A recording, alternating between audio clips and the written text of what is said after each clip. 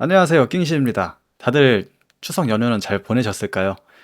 이렇게 긴 연휴 있는 거는 정말 처음 겪어보는 건데, 저는 연휴 기간 동안 제주도 여행을 다녀와가지고 이렇게 뒤늦게나마 포항전 리뷰 영상을 찍고 있습니다. 이번 포항전 상당히 재밌었던 경기였죠. 3대1로 원정에서 승리를 거두면서 저희가 올 시즌 첫 경기, 시즌 개막전에서 포항을 3대0으로 무찔렀던 그 좋았던 결과를 이번에도 또 원정에서 복수를 해줬습니다.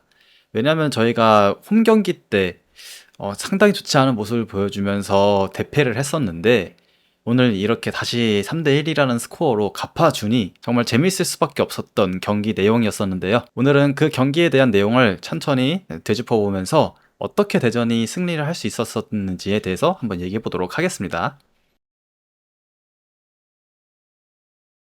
일단 대전에게 있어서 가장 중요했던 점은 시스템 정리가 됐다는 점인 것 같습니다. 부진을 겪었던 여름 기간 동안에는 황선홍 감독이 추구하는 원톱 전술을 사용하면서 상당히 좋지 않은 모습들을 좀 내비쳤었는데요. 여름 기간 동안에는 매 경기 선수 라인업이 바뀌기도 했고 또 최전방에 있는 주무기 선수가 고립되는 모습들도 많이 보였었고 후방에서 빌드업을 하는 상황에서 풀어나오지 못하는 모습들 때문에 이런 것들이 겹쳐서 황선홍 감독이 다시 재기를 할 수 있을까에 대한 걱정, 의문점이 들던 시기가 이제 지나고 이제는 황선홍 감독이 원하던 것이 아니라 잘 할 수 있는 것 시스템으로 이제 정비를 다시 했다라고 느껴졌습니다. 최근 들어서는 이제 고정적으로 베스트 11이 정해지기 시작한 것 같아요.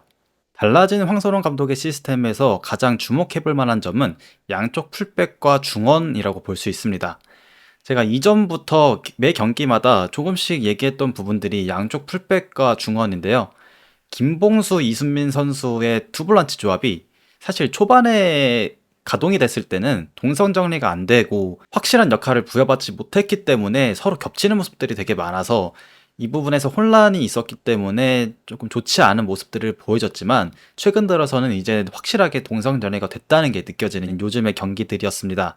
이순민 선수는 우리가 흔히 아는 6번 롤, 상대의 공격을 휩쓸어주는 역할을 해줬고요. 김봉수 선수는 그 앞에 위치하여서 공격 전개의 중심이 되는 역할을 부여받았습니다. 사실 이 부분에 있어서 김봉수 선수의 역할이 밥신의 역할을 대체했다고 느껴지는데요.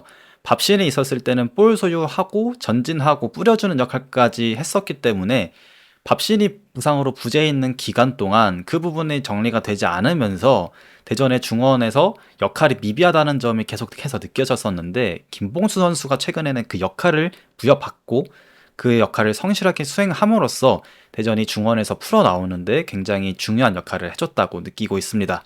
이제 이렇게 중원에서 두 선수가 굉장히 좋은 조합을 보여주고 있기 때문에 이제 밥신도 슬슬 부상에서 복귀할 타이밍이 돼가고 있는데 밥신이 가세한 대전의 중원은 얼마나 좋은 모습을 보여줄까 기대감을 가지게 하는 요즘의 경기였습니다. 그리고 이제 또 얘기할 부분이 양쪽 풀백인데요. 이명재와 김문환의 국가대표 조합을 보면서 정말 어떤 팀의 풀백과 견주어도 정말 상위권 레벨에 있을 수 있는 조합이다라고 생각할 수밖에 없는 요즘의 경기력들인데요. 이명재 선수가 합류하기 전에 있었던 뭐 박규현 선수나 강윤성 선수나 뭐 이런 선수들이 양쪽 풀백을 번갈아 가면서 뛰긴 했지만 사실 어딘가 아쉬운 부분들이 좀 있었어요. 수비적으로 괜찮다면 공격적에서 뭐 크로스라든지 아쉬움, 확실하게 패스가 되지 않는 점들 이런 부분들이 뭔가 아쉬운 모습들이 조금씩 있었는데 이제 이명재 선수와 김문환 선수가 그것을 모두 해소해주는 자, 진짜 정말 좋더라고요. 이 두 선수의 조합이.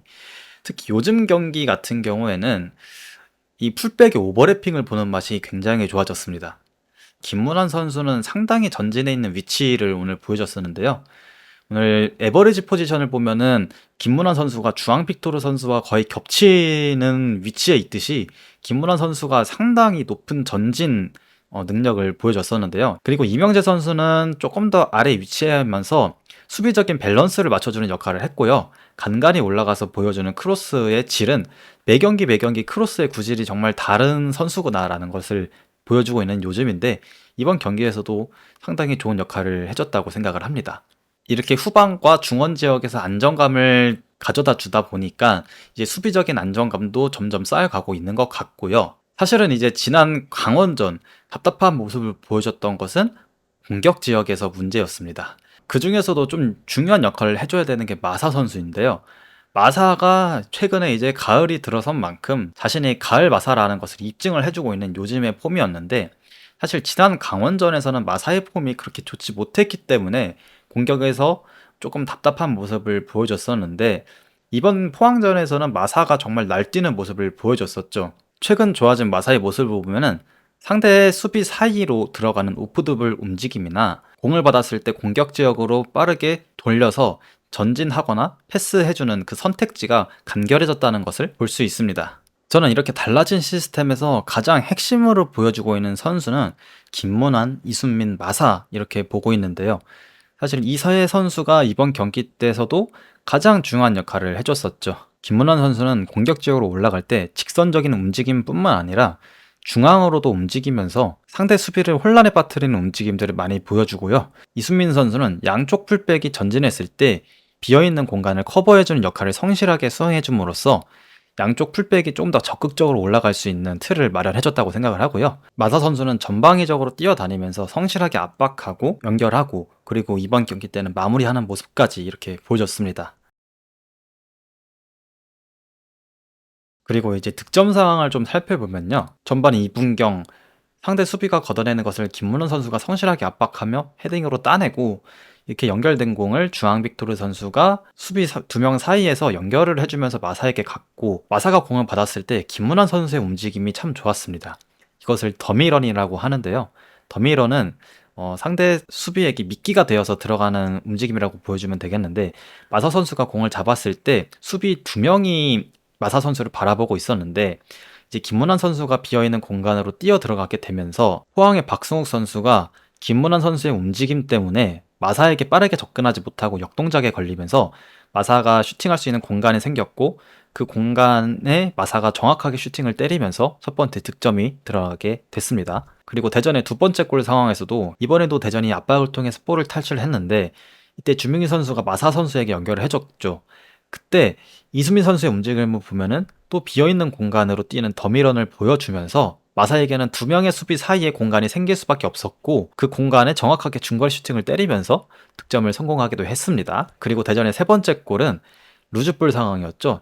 그때 주민기 선수가 성실하게 압박을 하면서 대전의 스로잉을 만들어냈고, 이때 주민기 선수가 확실하게 베테랑인 것을 느낄 수 있는 게, 보통이면은 풀백이 김문환 선수에게 드로잉을 맡기겠지만 이거는 공격 찬스다 하고 바로 김문환 선수에게 연결을 해줬죠. 김문환 선수는 그걸 또 놓치지 않고 빠르게 공을 받아 에르난데스에게 원터치로 밀어주고, 에르난데스는 터닝 슈팅 마무리를 해줬습니다. 사실 에르난데스가 이번 경기 때 볼 소유가 잘 안 됐고 드리블도 조금 잘 먹히지 않는 모습을 보여주면서 이번 경기 때는 조금 좋지 않은 모습을 보여주고 있구나 라고 느꼈었는데, 또 이렇게 해결할 때 해주니 뭐 어쩌겠습니까? 이런 선수를 뺄 순 없죠.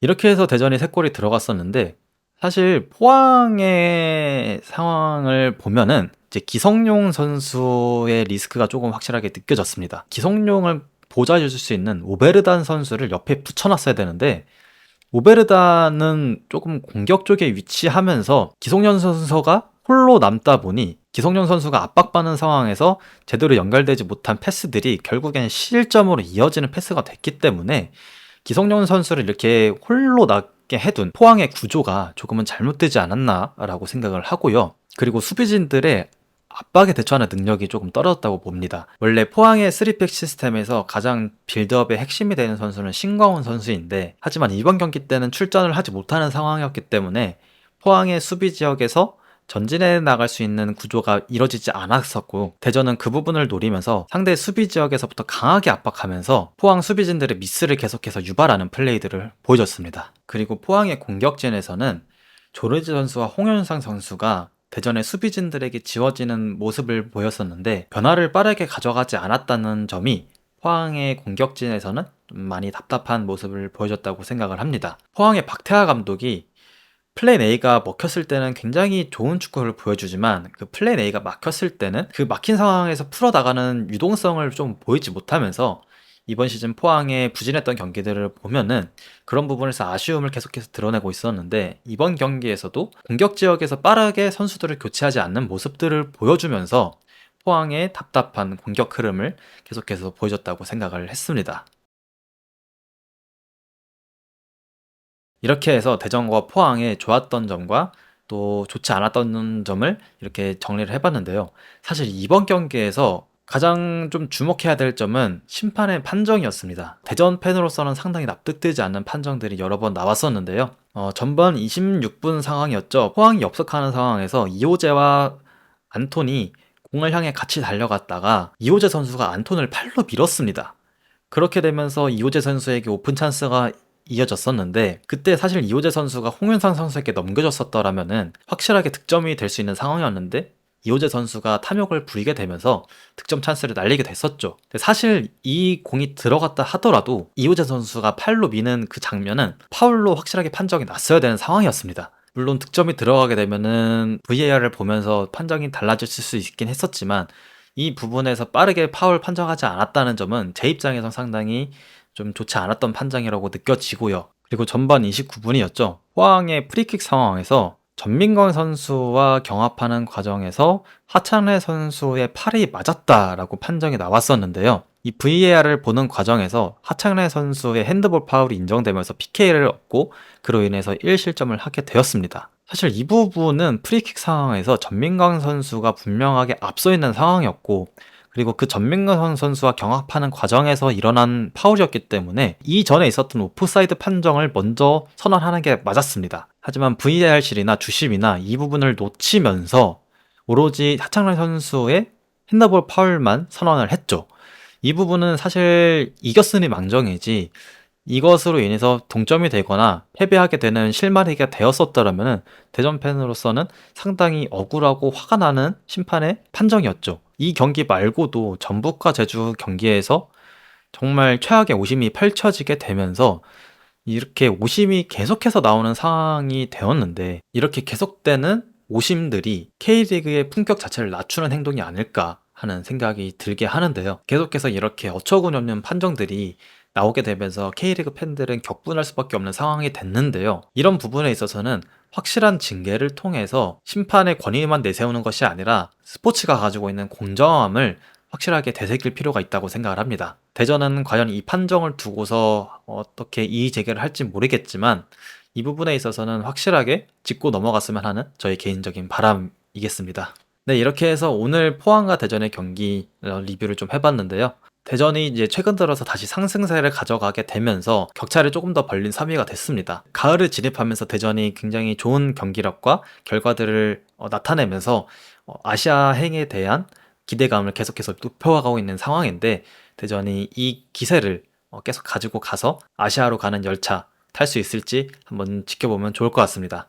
오늘 경기 리뷰 여기서 마치도록 하겠고요. 다음 경기 때 뵙도록 하겠습니다.